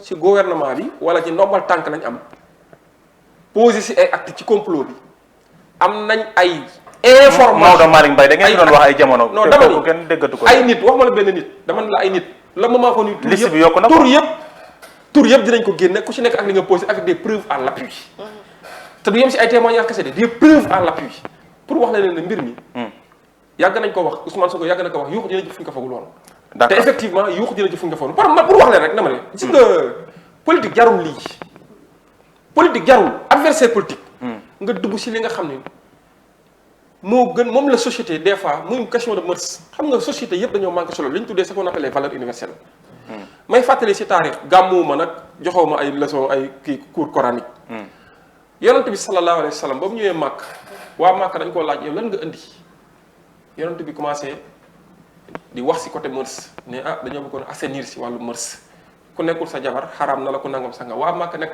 mais ñun loolu avant nga koy wax sax dafa xaraam si ñun kon mooy wax ne dafa am valeur yoo xam te ni du ay listam wala si ay diine moo ko indi c'est-à-dire que c'est des valeurs universelles yoo xam te ni dafay yàgg may ma rek ma continuer si loolu d'accord bismillah nga ñëw si société bi ñëpp xam nañ ni côté mœurs nit ku jub nit ku set jaar nga ko fu nekk côté jaar-jaaram côté gestion am côté dundam fu ne jaar nga ko fa persécuté nga ko nu nekk jàllul nga ni xaaral ma ñëw nag jaarale nga foo xam te ni ku ci musaana jaaree rek sa der gàkk na muy question côté mœurs ma gis ne ma wax ne na du fii lu bees ci adduna bi am na yeneen dëkk ma fàttali leen Dominique Strauss-Kahn ñëpp xam nañ démonté nañ liñ ko fi tëggaloon c'était pour l'écarter ci élection présidentielle bu France la preuve ba mu dee ba comprendre que ci la si roccee ko sax ne moom il n'est plus candidat xam ngeen taarix Ramadan presse yi mu doon def pour l'islam gis ngeen après ay femmes yu ñu monté woon ñu ñëw taxaw dem na sax ay avec des médias étrangers ñu taxaw naan Dominique taarix Ramadan reconnaître na fee yi te dara nekk ci woon dëgg pour wax leen ne la foofu la ñuy gàkkal léegi nag nga ñëw ci Sénégal xam nga mbirum ba muy am xam nga dossier bi man du ma laal ci fond dossier bi mais mbirum ba muy am au moins am na benn message bu fuité woon vous vous rappelez bien. ban message noonu. non am na benn message bu ñu naan message du complot bi rëccoon jóge ci benn kilifa ci ñoom dal ci kenn avocat wu Ousmane Sonko. message ba muy wax ne DSK notre objectif ce n'est pas de l'emprisonner pour éviter l'instabilité du pays mais c'est de le traîner dans la boue. ci loolu lañ toll actuellement dañ ne woon Ousmane Sonko. ñu ko doon méngale ak Dominique Strauss-Kahn seen objectif mooy ñu fexe ba gàkkal dara. xaaral ma continuer si loolu xam nga ñoom ñu taxaw ne te kilifa foofu moo ko wax après kilifa gu génn na sax di jéem a naan non moom waxul loolu nangam sangam message boobu nangam daf kaa rëcc xam nga lu ne am na fi pour wax leen ne la. seen objectif moo nekkoon ñu gàkkal deru doomu jàmbur. nit ki jub na am na ay valeur ay famille am respecté nañ ko il est d'une bonne famille de bonne réputation am jaar-jaaram ci jub ñi nga xam ne sax ñoo ànd nag moom bokk lël wala jàng bokk sax si kaw pouvoir ñëw seedeel ko loolu kenn si ñoom sax génneel ba ne Ousmane Sonko moo nekkoon sax te imam bañ nekkee ENA ñenn Ousmane Sonko moo nekkoon le président des étudiants musulmans au niveau de Saint-Louis pour wax ne am na jaar-jaar jub am na ñu am courage nag dem seedeel boobu noonu yëpp ñu lay dégg ci affaire de sàkku mën nañu kaa jaar noonu yëpp xëy ñu lay dégg mën nañu kaa jaar feneen ñu ne xaaral ñu gàkkal deram ci côté boobu mais dama ni ji nga ku yàlla setal mënuñoo gàkkal deram waxuma ne nag Ousmane Sonko dafa mat à 100%. d'accord maître waxuma ne Ousmane Sonko yonantu la waxuma ne wàllu la mais dama ni la ku yàlla matal ku yàlla setal raxasal ko boppam yow mënoo kaa gàkkal beneen bi mooy nañu bàyyi lii te xam ne politique jaru ko waaw baax na politique jarul léegi maître complot national ngeen doon wax complot national mais léegi ñu ngi leen di dégg ngeen wax complot international absolument aussi dañuy laaj lu tax boobu ba léegi procès amagul ci diggante Ousmane Sonko Adji Sarr lu tax question boobu nag dañ koy delloo ñi nga xam ne ñoo yor dossier te yor ngànk mais en tant que nitu yoon avocat. waaw non en tant que avocat du ma wax si dossier ñu teg ko ci wàllu yoon quoi. lu tax procès ba léegi man. voilà en tant que avocat nag. su ma en waxee ci principe ak procédure. waaw dama ni. saa nga far. non moom laa man. xam nga ma leeral man man nag kaay ma wax maanaam avocat bi maître bi la ñuy laaj laajuñu militant. voilà kaay ma wax la ma ñoon man même su ma amee fu ma féete ci politique sama dëgg fu ma fekk mën naa faa dee. mais crédibilité bi aussi day des après. man loolu laa gëm parce que boo féetee ba pare rek dëgg laa wax fu ma fekk. d'accord ba si Pastef ki ma nekk di fa militer. jox cër ñëpp nawloo ña fa nekk ñëpp noonu lañ ma nawloo parce que foofu ay caaxaan amu fa ay waxante ay naxante amu fa. dañuy waxante dëgg. Ousmane Sonko yaakaar naa li gën a métti def na ko avant les élections locales mooy adressé wu aux militants de Pastef ne leen ni ngeen doxalee ci investiture yi ak seen comportement yi nga am après les investitures rafetul loolu ñi ko fi def te pourtant parti bi demoon na bay commencé voler en éclat mais il a eu son courage à dem wax ne politique jaamu yàlla moo si tax a jóg. dama ni parlant de la procédure. ñun ñoo njëkk a wax Ousmane Sonko moo ñu wax ne mais ne vivement le procès. moom moo njëkk a tax wax ne man baal naa Adji Sarr xale bu jigéen boobu mu ni baal na ko waaye nag comploteurs yi nañ leen démasquer te vivement le procès yàkkamti na procès bi ñun ñoo la gën a yàkkamti procès am mais dama ni procès nag ba muy am avant muy am nag dafa am ay procédures yu muy jaar ba pare. jamono ji nous sommes en phase d'enquête en phase d'information juge d'instruction bi daanaka dafa tàmbali rek mais soreegu ci yàlla def na nag ka jëloon njëkk a yor dossier bi yàlla na ko yàlla yërëm taxaare ko aljana ki am na ko bees ku ñëw dina am ay actes yu bari yu mu posé parce que bul fàtte ne nag dossier bi inculpé nañ ci ñaari nit muy le président Ousmane Sonko ak la dame bi nga xam ne moom salon de massage bi. am na keneen ku ñu ci entendre am na ay témoins yoo xam ne déglu bu leen ko fàtte une dame sax qui s'appelle Aïssata Ba moo daa ma ne ma bëgguma dugg ci dossier bi mais dama leen wax dama ne ñooñu ñëpp kenn dégloo bu leen te ñooñu dinañ leen déglu am na ay kaddu yu nar a jug kaddu bu jug juge bi dina dem vérifier que à travers des délégations judiciaires ay réquisitions ay nangam loolu yëpp bu feeñee nag ba pare. juge bi mooy xool ba xam ndax lii est-ce que jar na yóbbu procès wala jarul yóbbu procès damaa bëgg nga xam ne non-lieu peut intervenir à toute étape de la procédure parce que non-lieu en cours de procédure am na non-lieu après la clôture de l'information am na maanaam nga gis ni fii dara nekk fi jël naa sama courage man juge par une ordonnance de règlement ma taxaw ne lii non-lieu total laay def parce que li amul ñu ñëw pour atte ko. d'accord waaye nag balaa boobu. nañu déglu ñu war a déglu ñëpp parce que bu boobaa nag. d'accord foofu la tama di fëqee si tëgg boo xam te ne kenn xaaru ko woon. mais maître Tall yow bala comme ni nga wax ñu war a déglu ñuy déglu mais Ndeye Mbile Gueye di Adji Sarr quoi qu'on puisse dire ñaari nit ñoo nekkoon fa foofu ginnaaw ñoom ñaar yàlla dong moo xam li xew est-ce que yow nekk genre nit boo xamante ne du waa Pastef du kenn da ngeen humainement parlant est-ce que Adji Sarr mérité wul tam bénéfice du doute. xam nga damaa taxaw fii wax ne xale boobu kaso la nag nañ bàyyi di ko manipuler xam nga yaa ngi taxaw naan man est-ce que damaa war a jox crédibilité ces déclarations nee naa la amul benn crédibilité ci man dañ koy manipuler di ko wax sànq la ci arrangé jénne nga ko fii dama la du début à la fin dañ koy manipuler loolu moo nekkal sama position de principe ko jox bénéfice je pense que ñëw naa fi bu benn yoon dul ñaari yoon si émission même question bi posé ngeen ma ngir yàlla yaa xayti question boobu sama position de principe mooy xale bi dañ koy wax loo dem nga ba kër alxuraan wax xale bi kaamel kay waaw loolu maître man li ma jaaxal maître man li ma jaaxal xale bi waxee Adji Sarr saa yu Adji Sarr génnee maître s'il vous plaît saa yu Adji Sarr génnee ay waxam dossier ba bëgguma see waxati waaw laissez-moi terminer après bu la neexee nga ne dootoon sama laaj mais man moom dossier boobu dama ciy wax parce que plateau bi moom dossier bu ne lañ fiy wax lu tax Adji Sarr saa yu génnee def ay wax xam naa bare lu baax na dossier bu ne da ngeen ciy wax yow surtout yow loolu la ñuy fayee di wax d'accord léegi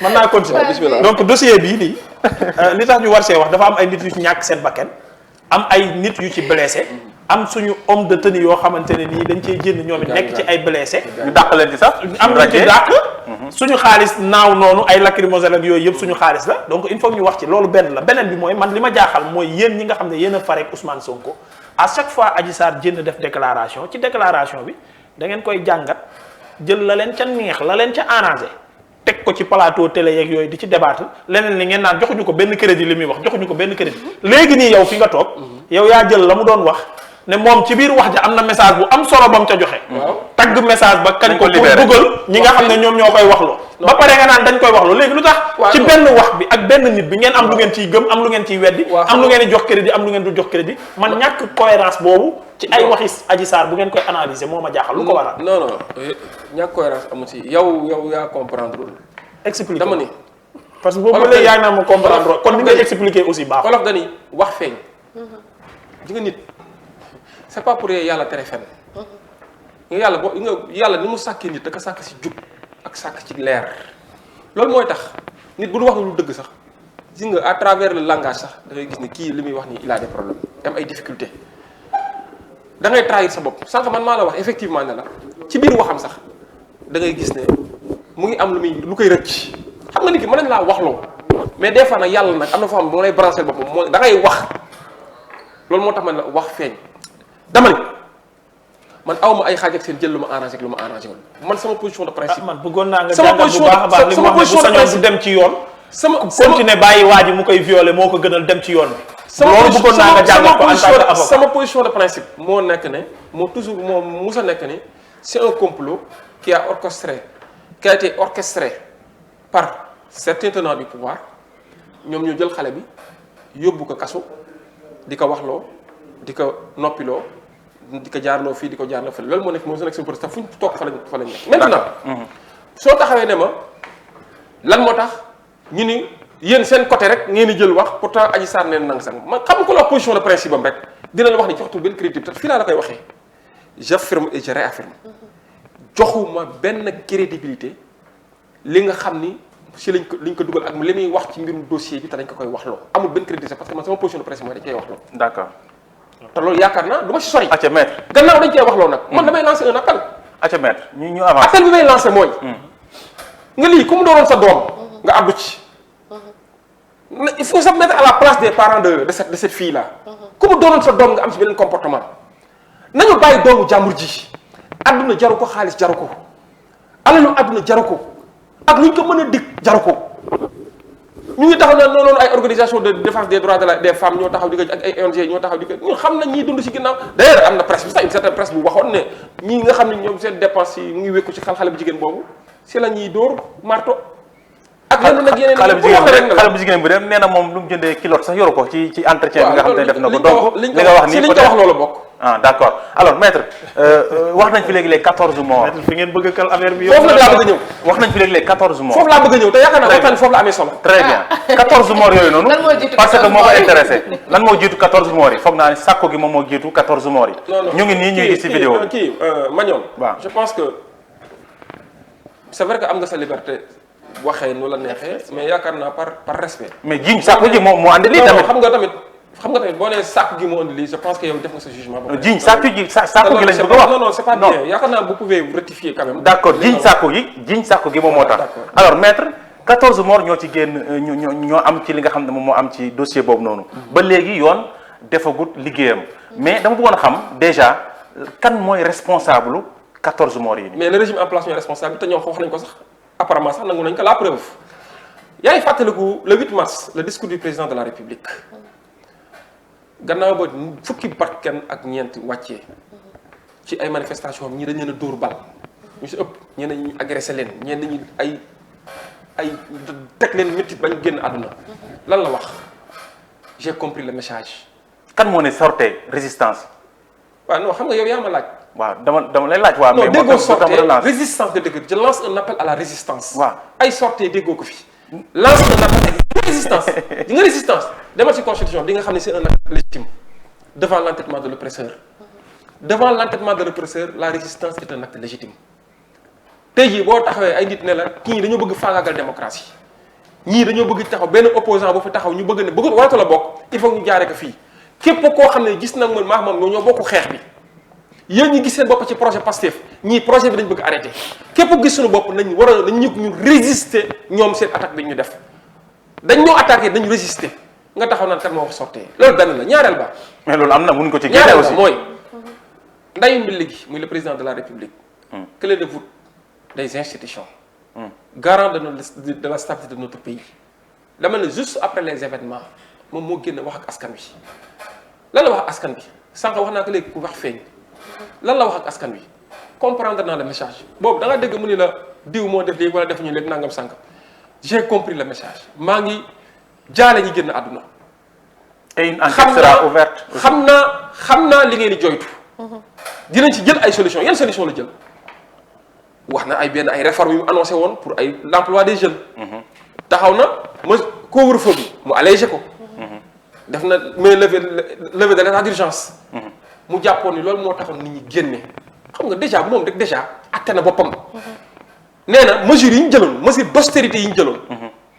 ak mal vivre bi Sénégalais doon ko connaître ak li nga xam ni mooy emploi des jeunes chômage bi mu taxaw ne moo tax nit ñi génne moom loolu la wax ci message am moo tax nit ñi génne léegi dañ ciy jël ay solutions si la dégager une enveloppe. te effectivement loolu taxoon nit ñi génn. non xaaral waaw léegi bu dee loolu moo tax nit ñi génne. waaw kon affaire résistance tax nit ñi génne manoo wax lii wax bàyyi la sa des yow yaa wax lii kon nañu waxat ci leneen. léegi d'accord wax na loolu nee na comprendre le message commencé jël ay mesures te nee na mesures bu ko jël c'est en réponse aux messages donnés par les populations aux revendications des populations mu jël emploi des jeunes nangam sax nga commencé nag di mobiliser yenn institutions yi ak yenn ministères yi yenn commencé di ci wax. ñu dem ba sa biir lan moo ci am dégg nga lu baax li may wax. ñu def seen mémorandum du gouvernement déjà rek mémorandum boobu ministère de la justice lan moo tax bind ko wala ministère de l'intérieur non ministère des forces armées moo ko def lan moo tax c'est parce que ñaari ministres yi ma la tuddal léegi am na benn taxawaay bu ñu taxaw ne Macky Sall dem na ba wóolatu leen woon parce que ils avaient mal communiqué Malick Sall moo waxoon ne ñi génnoon ay mbër lañ waaw dañoo bëriwul moo tax ñu génn waaw yéen loolu yéen a koy dégg dëgg la dañoo bëriwul moo tax ñu génn di kii il faut ñu ubbiwaat lamb ji la preuve 2 jours après si lañ annoncé ne ubbiwaat nañ lamb ji beneen bi mooy keneen ñëw génn taxaw wax ne ñi génnoon ay rebelle lañ ñoom ñooy wax ba tey de seen benn journaliste mercenaire génn bind ne effectivement ils avaient été convoyés depuis la Casamance. kan la noonu. waaye seen benn journaliste mercenaire xam nga baax. non doo wax ci journaliste ba pare aussi. Madiambal Diagne. ah d'accord moo génn taxaw ne ay rebelle lañ. pas plus tard que y a même pas 2 semaines defaat na beneen chronique ne ñi génnoon ay rebelle Casamance nañ jóge waaye léegi kon léegi mbir mi nag lan la ci ñii ne ay mbër la ministre de la justice ne ay mbër la ñii ne nga def mais beneen bi mooy te boobu moo jiitu sax yeneen ni ministre de l'intérieur moo def communication vendredi boobu avant même la libération de Sonko lan la wax neen ay xale de 14 ans ñoo génn ba ñu génnee nañu après mu lancé un appel parents yi yar leen seen doom yi déjà loolu saaga la yar leen seen doom ay xale yi yar xamuñ fu ñu taxaw nañ jël booy xale orienté léegi ñii ne ay mbër la ñii ne ay xale de 14 ans ñii ne ay rebelle la te ñoom ñëpp ñoo bokk benn camp bu ñu far. yéen tam ngeen ne complot la tamit te ñoom. non je vous parle des manifestations. je parle des manifestations. je ne parle pas du dossier de complot. dama ne ñoom ñëpp wax ku si nekk na ñee la ku si nekk li mu wax wuute ak la keneen ko wax. léegi lan moo ci dëgg président de la république ñëw wax ne gannaaw ba ñooñu waxee ñoom président de la république ne population ñoo génn wax seen mécontentement. parce que là y a la cherté de la vie y a le chômage des jeunes yaa. parce que couvre-feu bi amoon d'ailleurs ci lañ ko levé. comprendre nga waa léegi ñeenti wax yooyu ban la ci taxul nag ñu jël laisser à perte et profit ñi nga xam ni ñoo ci ñàkk seen bakkan te dama ni la meilleure façon de noyer une enquête c'est de créer une commission d'enquête te commission d'enquête boobu ñoom ñoo ko annoncé est-ce que créé nañ ko lan moo tax pouvoir bi créé wu ko lan moo tax ñëw ñoom ñoo taxaw annoncé 1 an après rien xam ngeen responsabilité yi xam ngeen fu mu féete te Macky Sall dama ne bu jëlul ay responsabilités ci mbir mii ñu leeral ñi ko def rey doomu jàmbur yooyu dama ne la c'est un crime de masse te c'est un crime imprescriptible passible même devant la cour pénale internationale loolu laa bëgg nit ñu xam que te ñun kafuñu si réewuñu si d'accord dinañ àtte ñi ko def te ñi ko doon tiire ñi yoroon ay balu fital di tiire ñëpp gis nañ leen en plus de ça nervi yi bokk gisul ay nervi ànd ak ay policiers ay gendarme bokk benn escorte di attaquer ay population non armée ay civils ay manifestants pacifiques ñu génne wax seen mécontentement nga fekk leen fi ñu toog ñii yor ay gourdin ñii yor ay jaasi ñii yor ay fetal di tiire seen kaw ñenn ñi dañu leen fekk seen biir kër deret am na benn kër goo xam face gi la nekk. loolu yëpp ñan la loolu yëpp kan la. mais nervi yi ànd ak ay nit di ko def mais attends ñu ko def ñi nga xam ne ñoo leen jël te nervi yooyu permanence Benno Bokk Yaakaar wala permanence APR du moins. moo nekkoon seen lieu de retraite seen lieu de repli. d'accord waaye dama ni nag. d'accord xam nga nañu waxante dëgg. te xam ne lii day jeex. d'accord am na solo. d'accord maître d'accord. am na am solo ñoo ma fi nekk pour def sentiment. yow kay instant bii vraiment yaa ngi fi nekk di def say waaraate say kenn xamul. lii yëpp pour wax leen ne dëgg xam nañ fu mu féetee. d'accord maître ñooñu nag comme ñoom bëgguñu dëgg ji feeñ. incha allah Sénégal yi dinañ jël seen responsabilité ba nga xamante ni dëgg ji dina mës a feeñ un jour. avant dernière question li xewoon temps yii ca Casamance rebelle yi téye woon ci ñu takk der ñu doon yaakaar njiital Pastef Ousmane Sonko yëkkati yi ci yàbbi mais ba jóoni yàlla tey adduwu ci lu toll ni tarfatal ay ni lu tax. waaw xam nga loolu da nga ni Ousmane Sonko. waaw Ousmane Sonko. nga wax. maire Ziguinchor. non boobu il n'était pas encore maire. il n'était pas encore maire. non xaaral. loolu yàggul dara. non bi muy am. période bi mu am il n'était pas encore maire. non mais maire la woon maître sax. mais man mii wax naa ci loolu yàggul. man mii ne porte-parole wax naa ci. le porte-parole de Pastef. si c'est l'entité Pastef. kaddu Pastef nga waxee woon. mais kaddu Pastef laa waxee man. porte-parole. mais je suis le porte-parole. xanaa xamoo man sama parole sax moo gën a authentique bu Ousmane Sonko si biir parti bi. parce que je porte la parole du parti. non je demande ndax moment bi nga wax casquette boobu nga solo. bien sûr parce que bëri casquette loolu laa leerlu rek. man nag saa yu ma génnee di wax si politique. casquette porte-parole laay waxee. d'accord suñu ma laajee question si avocat dama ne bokkuma ci dossier bi man de. loolu moom nangul naa la ko moom vraiment. kon léegi dama ni. man sama parole. sama wax. ni ça ne vaut pas ni parole d'évangile. elle n'a pas une valeur coranique ni biblique. mais dama ni su ma waxee ça peut engager le parti ou ça engage le parti automatiquement. mais man maa njëkk a ñëw wax ne nañu libérer les otages rafetul wax naa ne ñun ñaawlu nañ ko wax naa ne dañoo war a jël ay mesures pour sécuriser la Casamance parce que ñi jël jàpp leen ay doomu réew mi lañ te boo xoolee ñenn ñi seeni maam Casamance nañ dëkk. les populations de Casamance xanaa xam ñoo gën a sonn ci guerre bi ñaata nit ñoo ci génn àdduna te ñoo xam ne ni ay waa Casamance fa lañ dëkkee seeni maamaati maam fa lañ dëkk juddoo fa yaroo fa màggee fa. problème bi du problème ka problème mu Sénégal la mais situé dans une région. ñu bari nag commencé nañ nag di si épiloguer di def de la surenchère et c'est pas bien. problème du problème Ousmane Sonko. du problème Ousmane Sonko. c'est vrai si dëkk bi Ousmane Sonko jiite jamono jii la ñuy wax ne foofu la mbir mi amee. te moom génne na ñaawlu ko te nee na waxoon na problème Casamance moo si gën a xar tànk tubayam pour jàmm am fa. te discours bi gën a mémorable bu mu defoon. mais biñ ko soxla lors de l'élection présidentielle man man discours boobu laa gën a téye si discours Ousmane Sonko yi parce que c'est un discours courageux. biir et puis li si gën a symbolique mooy biir Ziguinchor la ko defee bu toogoon Dakar def ko ñu ne ko lu tax xaa dawal ba Ziguinchor biir Ziguinchor la dem taxaw def ko fa. ne yéen waa Ziguinchor yéen laay waxal. bu leen ma votel parce que doomu fii laa. d'accord bu leen ma votel parce que seen mbokk laa bu leen ma voté parce que da ngeen déedéet voté leen ki gën ci réew mi que mu nekk Joola que mu nekk séeréer que mu nekk wolof mu nekk njaago mu nekk jullit wala ci biir jullit bi mu nekk tarixa bi wala tarixa bi wala mu nekk sax ci jàngu bi voté leen ki ngeen yaakaar ni moo ëpp moo gën parce que bu leen yaakaar ni man su ma ñëwee Ziguinchor rek alal Sénégal dama koy indi Ziguinchor déedéet mais discours boobu il faut être courageux pour le tenir beneen bi lan la waxoon ci jàmm Casamance mu ne yéen ñi nga xam ni yéen yor armes yi ngir yàlla teg leen armes yi parce que li ngeen di def ñi si gën a loru mooy doomu Casamance loolu wax na ko te si biir Ziguinchor la ko waxee lii bu amaatee mais mën nañoo interroger le passé gis discours am mais également le présent maintenant lan moo tax addu ci comme ni mu doon addoo ci yeneen yi xam nga loolu tamit dafa am loo xam ku ci nekk da nga xam sa cëgalu guy d'accord mais l'essentiel li ma lii ak moom Ousmane Sonko du sama kilifa diine du sama kilifa aada mais nag ci politique nag yàlla na moom la def nag moo jiitu ci parti bi te moom mooy suma kilifa ci biir parti politique d'accord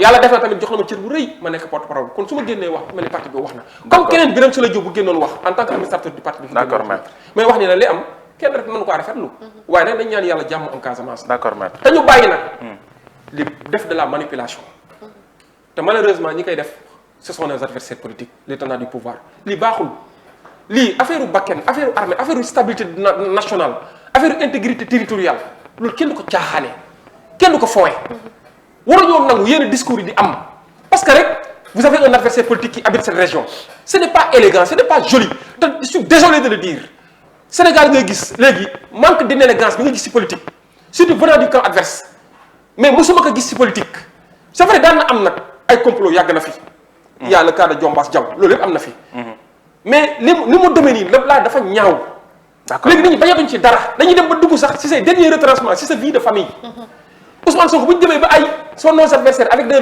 journalistes de mercenaires di dugg ci ay Ousmane Sonko seen bi ak soxnaam si loolu laa di rafetul d'accord maître di dugg kër yaayam di envoyé ay gendarme moom il a envoyé s'il vous plaît Mouhamed non waaw Mouhamed la waaw Mouhamed waaw di nga journaliste yi ba après man maa njëkk a taxaw fii ba après di gërëm yenn journaliste yi dama ni maa njëkk a taxaw fii gërëm journaliste yi def seen liggéey dama ko non xam nga tamit dans une corporation tout le monde ne peut pas de traîner les pieds non man boo paree rek nga ma déglu rek amul benn problème justice fa laa nekk bu nit ñi doon wax ne la justice est corrompue la justice est corrompue damay taxaw ne non la justice n'est pas corrompue dans la justice c'est des magistrats qui sont chargés de l'animer il y a des magistrats honnêtes courageux indépendants qui font correctement leur travail par contre il y en a d'autres quand même qui traînent les pieds et c'est valable dans toutes les corporations boo demee douane nga dangay taxaw ne tous les douaniers sont des corrompus mais loolu c'est pas vrai am na ay douaniers yoo xam dañoo jub tey jii bu réew mi amee si keesu réew mi bu amee alal ñu fa mën a dugg parce que ñoom ñoo def convenablement seen travail am na ñeneen ñoo xam ne nag yàlla def na nag natt na leen loolu la ñuy liggéey si loolu la ñuy si corruption la ñuy dund boo demee tamit si biir journalisme je le dis et je le répète il y a des journalistes mais maître dalal comme vous maître d'accord qui faites votre travail mais y en a quand même nag quand même d'accord bu ñu leen seetaanee ñu taal réew mi te li si gën a am li si gën a garaaw mooy c'est des lâches bu réew mi tàkkee ñu ko daw jël avion léegi maître non man maa ko wax maître voilà comme dama laa déglu s'il vous plaît maître gis nga métier bii nii ñu nekk gis sa bopp dama si gis sa bopp non quand vous dites ay nit toog fii di dal si kaw avocat yi non maître xam nga sànq li moo tax bi nga commencé ma ne ndax di nga ma déglu gis nga dama ne woon tekk di la déglu ngir yàlla déglu ko gis nga métier bii ñu nekk baax na am bon na bu yàqoo yéen politiciens yi ci ñi koy yàq yéen je m'explique xam nga vous savez pourquoi yéen saa yu leen arrangé rek le journaliste il est bon te loolu il faut que tamit ngeen arrêté ko yéen it gis ngeen Pape Alé Niang man je cite des noms avec d'autres journalistes saa yu ñu xëyee di def loo xam ne kenn mënul xam lu mu tudd mais du doon journalisme et vous applaudissez. Vous dites que ces gens-là, vous l'opposition, comme yow, vous l'opposition. Quand je dis vous, je parle de l'opposition. Non, je ne suis pas là. Laisse-moi terminer, s'il vous plaît. Donc, soit pareil, moi, je ne suis pas là pour faire le procès de qui que ce soit. Soit pareil, moi, Aïe, Pape Alé. Non, moi, j'ai beaucoup de respect. Vous avez cité même un nom. J'ai beaucoup de respect pour vous, j'ai beaucoup de respect pour Pape Alé. Non, ma jàmbal jaay ñeneen ma déglu. Donc, déglu ma rek. ñàkk démocratie bi nekk ci yow aussi du ma metti la yow yaa soxla robe avocat Madiambal Diagne. non man damaa xam Madiambal Diagne damaa xam lu mu def. mais vous allez me laisser terminer man mi man maa je vais continuer sur mes propos joxe turam rek soo paree rek ma continuer. damaa joxe turam rek am naa patience mais dama ni de grâce après di nga ma déglu. non de grâce non je ne suis pas là pour faire le procès de qui que ce soit mais dama ni franchement loolu sax ça peut dérouter l'émission et puis voilà ce n'est pas l'objectif de l'émission. mais dama ni Mouhamed dinaa ko wax aussi. non dama ni Mouhamed. voilà saa yoo paree. boo taxawee ne journaliste bi bu amee problème c'est parce que politiciens yi ñoom la mais xanaa kon journaliste am nañ ci part de dëkk bii ñu nekk nii Sénégal gi ñu nekk tey jii bu demee ba dugg ci goutte ci côté sous-développement yëpp mais politiciens yi am nañ ci part de responsabilité acteurs économiques am nañ ci part de responsabilité mais xam nga la laay bañ ñu généraliser. mais quand même y en a qui font honnêtement le travail. mais d'accord yow aussi si loolu nga war a daanu mooy bañ di généraliser. je disais ma ne journalistes yi métier bii ñu ne tey su amee problème en majeure partie politiciens yi manipuler population bi di jaxase yenn journalistes yi ak population bi ñoom la parce que ñooy fekk journaliste boo xam ne saa yu xëyee bu waxee lu leen arrangé wax ne Macky Sall sàcc la Macky Sall fenkat la Aliou Sall lii la ñu ne il est trop fort bu subaa su d'accordul ak opposition bi ci benn wax ñu ne kooku xamul dara jëm koo jaxase ak askan bi est-ce que jotul aussi démocratie bi ñuy jiiñaate ñàkk démocratie bi ñuy jiiñ gouvernement bi est-ce que jotul nag ñu jëmbat ko suñu biir di nangul ku nekk xalaatam ak position man loolu rek laay wax. mais c'est ça l'idéal te loolu d'accord naa ak yow. ok d'accord kon nag bàyyi journaliste yi ngay xas parce que am na ci ñoo xam ne doo leen xas parce que dañ li ñuy wax de la arrange. am na journaliste bu fi traîner les pieds nag wax ma la xas waaye di nga dégg leneen. waaw mais dañuy bëgg ñi nga xam te ne aussi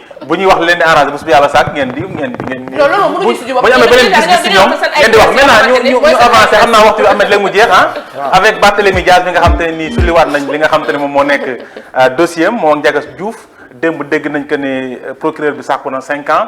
ñu bëri seen xel xaw a ñaaw ci ëllëgu ki nga xam te ne moom moo nekk Barthélémy Dias. lan mooy sa position par rapport ak verdict bi démb. wala sax ni mu demee démb. Barthélémy Dias yow y a pas encore verdict. waaw verdict amagul mais. audience moo am le procureur a fait ses réquisitions. et a demandé la réformation de la peine. avant de tenter de caractériser l'infraction. demande 5 ans d'emprisonnement. C'est son rôle ma rappelé ne ki yéegoon procureur du membre ci cour bi parce que cour bi 3 juges la ñoom ñooy àtte moom partie la au procès wax na xalaatam avocat de la défense ñun wax nañ sunu xalaat te awma leen lu may tiit ci ëllëgu Barthélémy Dias ëllëgam dafa leer nañ te yàlla moo ko dogal gis nga dossier bii nii c'est vrai que àtte guñ ko su ma sañoon bala ma see àddu ñu àtte ko ba pare mais dama ne que tout un chacun se met à la place de Barthélémy Dias en ce jour du 22 décembre 2011 ñu fekk la dans la normalité ngay liggéey en tant que maire ay nit ñëw avec un caractère d'incivilité yëg ci ay pick-up solu nervi yor ay gourdin ñi yor ay xeer ñi yor ay armes fekk la fi nga toog yow ngay liggéey ñu ñëw attaqué la wax ne dañ lay intimider parce que jamono jooju mi am sa ëllëg sa parti bi fi nekkoon au pouvoir ñu ngi waroon def seen congrès d'investiture. ñu gis ne il faut ñu def loolu pour bañ dañoo jàpp ne ay Barthélémy Dias ak ñoom seen mën nañoo dem ci congrès bi saboté ko ba la fay am fa ci pëccëxoo am fa jàmmaarloo am fa ay coup de feu di génn fu nekk naku ne jël Barthélémy Dias tekk na la jël sa personne dem tekk à la place de Barthélémy Dias xool na bu doon yow la nan ngay réagir nan ngay doxalee yor sa njaboot yor sa papa ak sa yaay ay retraité yor xale bu am 5 ans ci biir kër bi nga xam ni c'est à 300 mètres de la mairie ay nit di ko seet ñëw ci mairie bi ne bu ñu ko fekk dañuy dem këram moom mu jugee këram déplacé wu ñëw ci mairie bi parce que bëggul jàmmaarloo di am ci biir këram parce que population ñoo ko fal ba mu ci mairie kon mairie mooy lii bu gën a symbolique nga loolu ku mu outrewul ku ko ñaawluwul en termes de comportement de ces nervis xaw ma lan ngay ñaawlu di nga man dama ni je ne pleure jamais le cadavre d'un criminel. mais bakkan moo ci faatu ah. non dama ni moi je ne pleure jamais le cadavre d'un criminel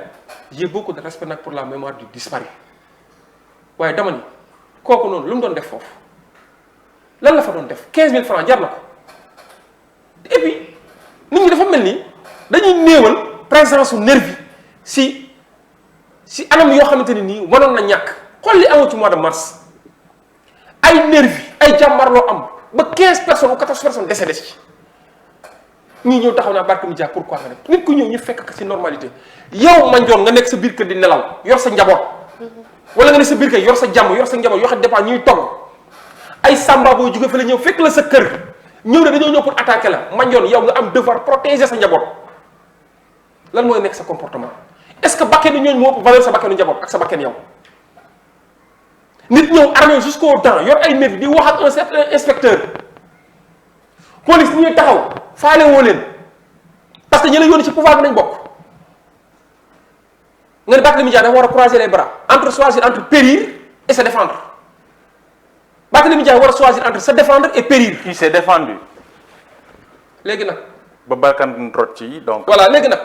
bakkan bi ndax si coobareem la rote wala si ñàkk coobareem tribunal dina ko àtte. 18 mai inchallah. ñun wane nañ ni moom wane na ni.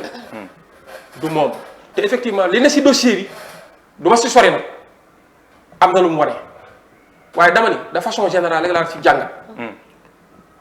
ku si nekk rek nga fàtte par parloo fàtte nag nga jël sa bopp nga teg ko si place su Barthélémy Dias wala place su keneen nga xam ban comportement ngay am. gis nga man damaa bëgg gis nga ñenn ñi Sénégal am nañu dëgg man bëgg naa tamit ñeneen ñi pas waxuma di comme man bu ma waxee journaliste nit ñi yaakaar damay dal waxuma journaliste yi. voilà ragaloo ma tamit Mouhamed ragaloo ma la tamit. boo leen bàyyi woon dina ma neex. voilà mais damay wax ni di nga dëggu.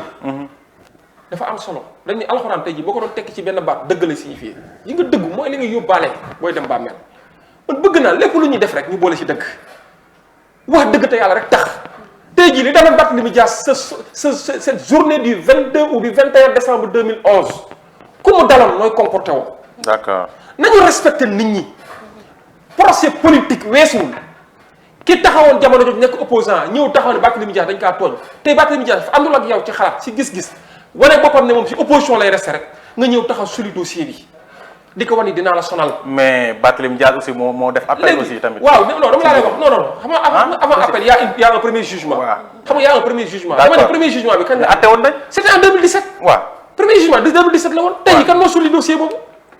procureur bi fa nekkoon de l'époque kan moo ko jox ordre bi kan moo fal woon nekk président de la République kan moo nekk ministre de la justice dama ni élégance républicaine courtoisie ji nga gentleman agreement moo waroon fondé suñu rapport en tant que acteur politique man foofu laay waxee ma ñëw. léegi maintenant ñu solaat casquette politicien bi tey en tant que politicien. foofu laay waxee ma ñëw.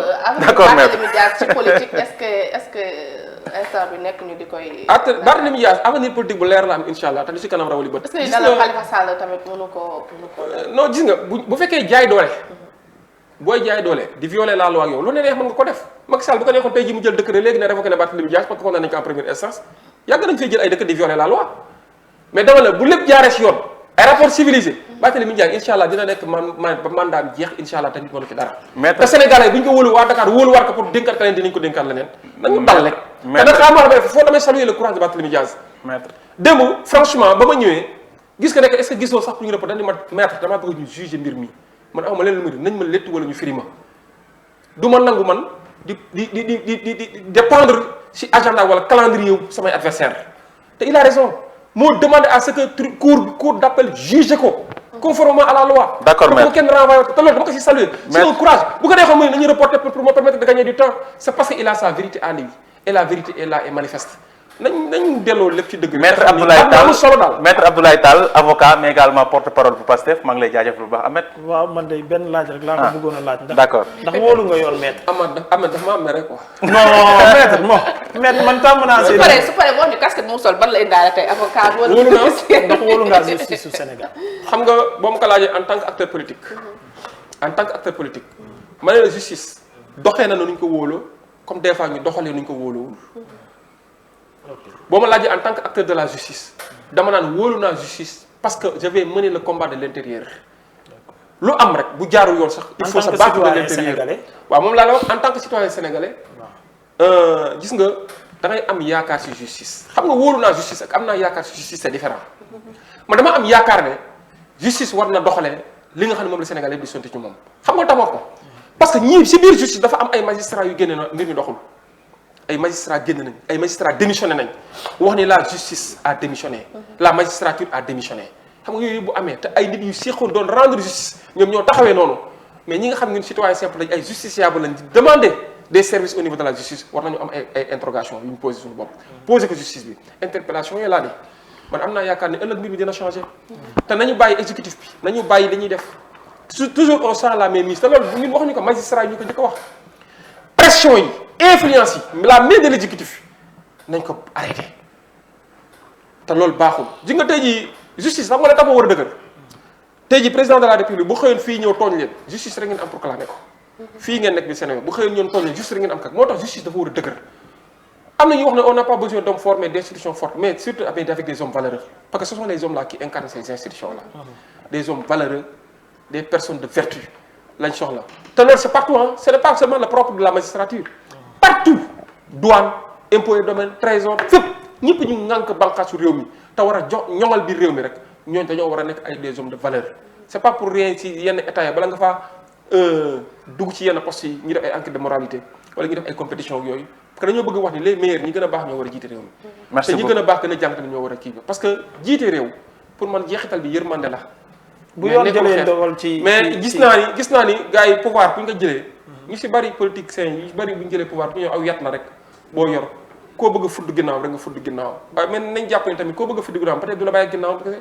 bala nga kaa dóor di nga wax ni sax bu yoon jëlee ndogal ci kaawu Adji Sarr Sonko jënd ci benn ndogal di nga nangu ndogal ak ndogal bi bu mu mënti doon ñu ngi leen di xaar de pied ferme non ndax di nga nangu ndogal bi en tant que nitu yoon ñu ngi leen di xaar bu yoon bu jëlee ndogal ci diggante Adji Sarr ak Sonko ndogal bu mu ci mënti jël ndax pare nga pour nangu ko loolu j'aviserai te ñu ngi leen di xaar de pied ferme aywa merci beaucoup maître Tall merci beaucoup à tous maa ngi leen di jaajëfal